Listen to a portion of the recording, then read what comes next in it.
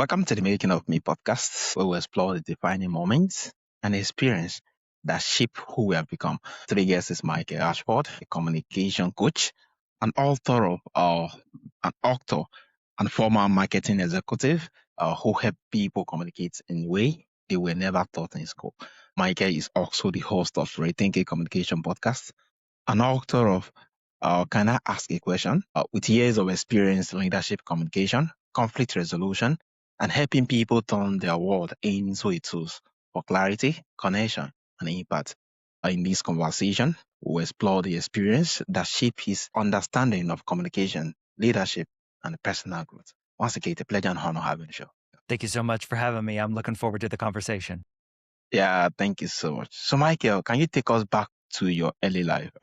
What shaped how you learned to communicate? I would say early life was defined by great family structure, really rooted in I'll say tradition, in that my family and I were very much, we loved our annual traditions, whether they were hikes, whether they were holidays and certain meals that we would eat at different times of the year, getting together as an extended family. When you have that kind of firm foundation, I understand I was very blessed to have that firm, solid family foundation. It allows you to be free as a kid and explore and challenge things, I'll say. And so I did a lot of that as a kid. I was just free to be me, free to ask questions without fear of, getting in trouble for being too nosy, quote unquote. And so my early life for sure was defined by just a lot of stability, and through that stability, a lot of opportunity to explore the things that were interesting to me. And communication eventually was one of those things that came out of that. Yeah, amazing, amazing. So, growing up, what did you believe communication was supposed to look like? I don't know that I had a thought in early life of what communication was supposed to be like. I just knew that looking back, I can feel that when you have built deep trust with someone, Yeah, when you know their intent, you can have really hard, tough conversations with them and know that it's not going to fracture the relationship. That good, tough conversations, even disagreements where you don't see eye to eye, don't put the relationship in peril. And that, like I said, I never would have described it that way as a child, but that was certainly the experience that I had. And I think that is an important lesson for us to learn now as adults is that, hey, if you want to have a tough conversation with someone, you need to do the work of building trust first before they're going to be open to the idea of having a really vulnerable, transparent, authentic conversation with you. yeah, so true. Yes, being able to kind of build trust with them before they were willing to create a certain level of vulnerability with you. So, when did you first realize how communication was a skill you needed to intentionally develop? I'd say when I was in university, in college, and I was going through my journalism program to become a journalist. I was a journalist right out of college and spent some time at a newspaper, and it was just fascinating to me that you could learn how to ask questions. That's not something that we often think about, that's a skill, but there is a skill and a talent to being able to ask a truly curious question. I will never forget one of my professors. He brought in a recording of an interview that he did with a man who was very polarizing at the time, just a deeply polarizing figure. And my professor was a journalist just interviewing him for a story. And I was astounded at the level of just curious questions that I was listening to my professor ask this man, not as a way to box him into a corner, but to uncover the deep reasons behind this other man's kind of problematic viewpoints. Not kind of, they were problematic viewpoints in my opinion. Just seeing him so skillfully weave in and out of curiosity, of question asking, of clarification, and doing it from a place of confidence. That was when I knew, hey, this is something I have to get better at, because I want to do that. I want to do more. Yeah, amazing, amazing. Ooh, that's really lovely. The fact that you saw your professor doing it and it spurred that curiosity that he did this very well, and I would love to do the same. Man. Yeah, that was Yeah. really amazing. So what was the biggest turning point in how you saw communication and conflict? As it relates to communication and conflict, the biggest turning point for me was after I started my podcast, which was previously called The Follow-Up Question. It's now called Rethinking Communication. I started that podcast in the summer of 2020 as a way to figure out, hey, how can we find common ground? There's a lot of political struggle and, of course, COVID and a lot of societal disagreement that we were having. And I just had this gnawing feeling that this is not who we are. Our disagreements that we see publicly are not the same as the interactions that I have face to face with people. And one of the moments that just really rang out like a bell for me was I interviewed two men separately. I interviewed an activist, a political activist, someone who was very outspoken about policing in the United States, was very much, if I don't know if you've heard the phrase defund the police, he was very much a part of that movement here in the United States. He had this idea and this approach to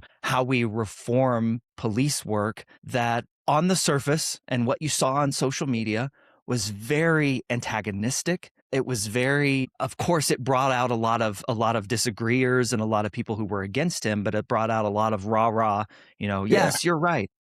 Well, so I interviewed him, but then I also, in the very next interview, interviewed a police officer and asked him very similar questions. How should police be showing up? What do you think of all these situations that we see happening in the news about, the murders of George Floyd and Breonna Taylor and just things like that? When I took a step back and listened to both of those interviews, their words were different, but they were saying the same thing in that they both wanted police officers to show up in situations that they were equipped to handle, that they were well trained, that people felt like they could trust them. Like their common ground was there the whole time. It just in the language that we use and how we get things done, that's where we started to split. But so often we miss the moments of common ground that exist between two people or two ideologies that appear on the surface completely split apart from each other. And that was the moment where I was like, these two people who seem diametrically opposed to each other, they're saying the same thing. Yeah. There is something here. And that kicked off a whole other exploration of conflict and disagreement and led to the book, of course. But man, that was just such a striking moment to hear them speak the same language, even though, gosh, they came at it from such different viewpoints. Yeah, amazing, amazing. Thank you so much. Yeah, that's really lovely. That yes, everybody communicates. So, everybody more like, how did they put the quote again? Is it everybody communicates, few connect? I I think it's love just that. people like doing that. Yes, different dictions, but they are still driving towards the same goals. So you have mentioned being fired because of poor communication. What led to that moment? Yeah, that was that was almost 10 years ago now, where the company that I worked for, we were acquired. A private equity firm bought us and then very quickly bought another very similarly sized company and merged these two companies together. And in that world, you have two CEOs and two chief operating officers, two vice presidents of marketing. I was in marketing. I was the vice president of marketing. And they've got to find a way, the company has to find a way to blend the two together. Well, my counterpart in the other company, he became the chief marketing officer overseeing all of marketing, and I became the vice president of product marketing. And I did not handle that well. My ego told me, you should have been the chief marketing officer. Why was he in that role and not you? I handled it incredibly poorly to the point where our relationship between myself and the chief marketing officer it was almost as if we were fighting each other and just disagreement and offense taken when my idea wasn't the one that was chosen for the direction of the department and all this stuff. Again, I take full accountability and full blame for this. I put this on myself because what I see now is I was not able to communicate how I was feeling. I was also not able to place myself empathetically in his shoes and understand and ask myself two questions that are deeply important to me now. What's my goal? Like, what am I actually trying to accomplish here? And as a subset to that question, do my actions actually align with my goal here? Like, if I want to keep my job and I like my job and I like the company, are my actions actually helping me do that? Yeah. And then the second question is, what could I be missing? There's always something that you don't know. There's always something that you don't have the full story or explanation of. And certainly in that instance, I did not fully understand my chief marketing officer, where he was coming from, what he was trying to accomplish, because I wasn't curious about it. I didn't want to know. I shut myself down and let my ego take over there. And it ultimately led to, Michael, this isn't going to work anymore. And that's a deeply, deeply sobering sentence to hear. Yeah. When you think that you Yeah. are the right one, the one who's got it all figured out. Funny how things turn out very differently. But I'm Yeah. not that same person anymore, thank goodness. So what was the hardest part of rebuilding your confidence after that experience? Gosh, like I said, it's a sobering experience to go through that. It is a lot of soul searching, a lot of question asking of yourself. Part of, I write about in my book this methodology of conflict communication that was informed by that situation. It's called the ask then see approach to conflict communication. Ask is an acronym, ASK, and that is assume positive intent, set aside your ego, and know that you don't know everything. And that assume positive intent, that is so hard to do. That is so hard to do, especially when you disagree with someone. We automatically jump into our divisions, our sides, and we say, well, I'm right, and I know that I've got my positive intent. So if I am positively intended here, the other person must not be. And to say and to assume of the other person, actually, they're doing it for reasons that they see positive. You may not agree, but I'm going to assume that they have positive intent here. So difficult. And that came with a lot of prayer, a lot of thoughtful just inquisition of myself. Set aside your ego and know that you don't know everything. Those two things are come directly from that experience. Now, on the other side of that, the C, SEE, stands for search yourself. Ask questions of yourself. What do you believe? What do you hope to accomplish here? Do your actions match your goals? Those things. The first E is explore other perspectives. Just stay within your head and actually open up your empathy. Consider a different perspective and how somebody who has a different lived experience might see the world or the circumstance a little bit differently than you. Yeah. And the final E is exchange your curiosity with someone else or with others. Go and actually ask questions of them. Rather than going in believing that you know everything, be curious. Set aside your certainty, your need to be right, and ask questions. And if we can follow that mindset and that approach, that is what that situation told me. That could have turned out completely and radically different had I taken that approach versus the one that I took initially or originally. Yeah, amazing. Yeah, assume positive intent, set aside your difference, and know you don't know everything. Yeah, search yourself, explore the other perspective, exchange curiosity. Yeah, it's really amazing. And yeah, really tough time going through that particular season, but the fact that it brought out some refined, yes, more like, how to actually go right. It's really amazing. I thank you so much for sharing. Yeah, thank you. So let's talk about your work. What does learning communication in the real world means in practice? I've always phrased it like this. Far too much of how we learn to communicate is on the job training right now. If you think about if you get a new job or you're hired into a new role, you're technically trained on how to do that. Even somebody who works at a restaurant, they're trained on how to make the dish and how to plate the dish and how to serve the dish and how to run the ticket so that you get paid. You're trained technically on all that stuff. Same at a company or a corporation. You're trained on how to use the software. You're trained on how to do your job in the confines of that company. But communicating with your peers, communicating with your boss, communicating with managers and leaders, communicating with people that you perhaps manage yourself. It's just kind of, well, go figure it out. Yeah. Go do it. Go figure it out. You've been talking your whole life. Go figure it out. Yeah, so true. And communication in those instances, we do not want to leave that to chance because the stakes are too high. As we saw with my example earlier, the stakes are so high when you get it incorrect. And we are taught in school that communication looks to be or is a one-way street. You say what you know to the other person as often and as loudly as possible, and you just hope that they get it. And if they don't get it, then you get frustrated and you argue and you get mad and you get upset. But actually, that misses the other half of communication. That's a very exertive or exertion-focused way of communicating. I ask for people to extract from others, to be curious, to pull from others. Listen, if you're having a disagreement with someone, again, go back to that methodology I shared. Do you know everything that's happening there? If you're in a disagreement with somebody, are you immediately jumping to assume that they have ill intent or negative intent towards you? Even when they disagree, and look, I'm not saying we all have to agree. Understanding someone else's viewpoint, perspective, experience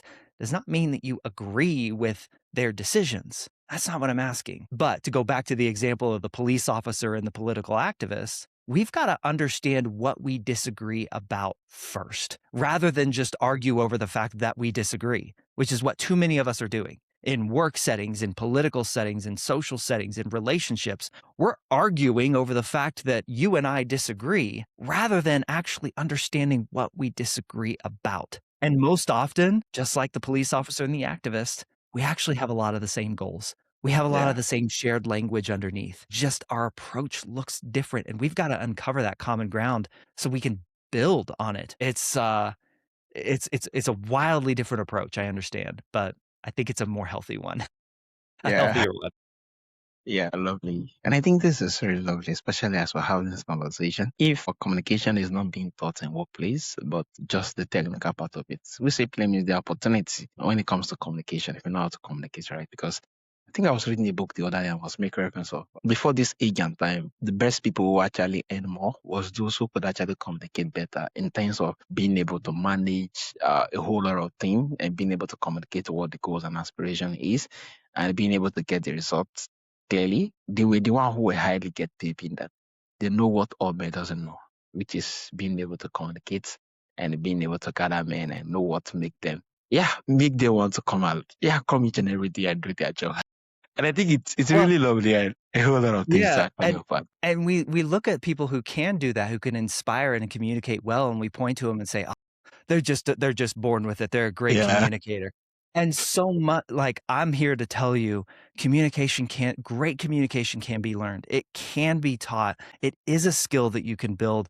And people who communicate well that we point to, the people that we look at and say they're great communicators, there is such an intentionality brought to their craft and their method that we perhaps never see, but I guarantee you they work on it and they care deeply about it. yeah, amazing. Thank you for sharing. So, what are the most common communication mistake you have seen in leadership and relationship? It is, I'll go back to and repeat what I just said earlier, which was, gosh, the assumption that the other person has ill will towards me, Mm, and that brings out an argument over the fact that you and I disagree rather than us truly understanding each other. I say this all the time as well. And I said it earlier, understanding does not equal agreement. Me just understanding the other side, quote unquote, does not mean that I agree with it, but it feels morally wrong in some instances. It feels like I'm giving up. Like I'm giving the other side oxygen to survive. And that's simply not the case. I ask the question all the time. If you disagree with someone and you're having a disagreement and you don't fully understand where they're coming from, their position, their side of the argument, their perspective, how are you ever supposed to fully argue against that? yeah, Like, understanding somebody who disagrees with you actually helps you. It helps you accomplish your goal, or at least helps build the relationship such that you can co-create together a new solution that perhaps you hadn't thought of. And that perhaps is the bigger mistake that I see. Believing that when we get into disagreement, when we get into conflict, that there are only two answers available to us, my way or the other way, the right way or the wrong way, the good way or the bad yeah, way, the morally right way or the evil way. Like, we paint ourselves into these binaries where there are two polar opposites, and we are told or we believe those are all the options that you have. And I ask people to explore the third way or the fourth or the fifth or the sixth. Like, come at it and understand that there could be multiple other yeah, ways to accomplish your goal. But how are you supposed to know, again, if you haven't built the trust with that person, if you haven't done the work to understand where they're coming from and their perspective, it feels uncomfortable, it feels unsafe, may even feel dangerous at times. but it's so worth it to create actual solutions that bring about change. Yeah, amazing. Thank you so much, Sherry. I think it just speak volume, especially with the analogy you gave earlier on, the activist and that of the police officers. We just speak volume. So yeah, they are saying the same thing, but they are saying it with different language and different energy. And if you didn't get to see the common ground, they will both be saying that they are saying different thing, not knowing that there's a whole lot of commonality in what they're saying, but they don't just want to hear each other out or to Yeah. know what the common ground is. Yeah, it's really amazing. So lastly, if someone could improve just one communication habit today, what should it be? Perhaps this should come as no surprise based on the conversation that we've had, but ask more questions. Mm, Get in the habit of, before you rush to make a judgment, before you rush to speak your side or your perspective, ask more questions. Get curious about someone or something or a situation that you don't understand fully. Go back to that K and ask.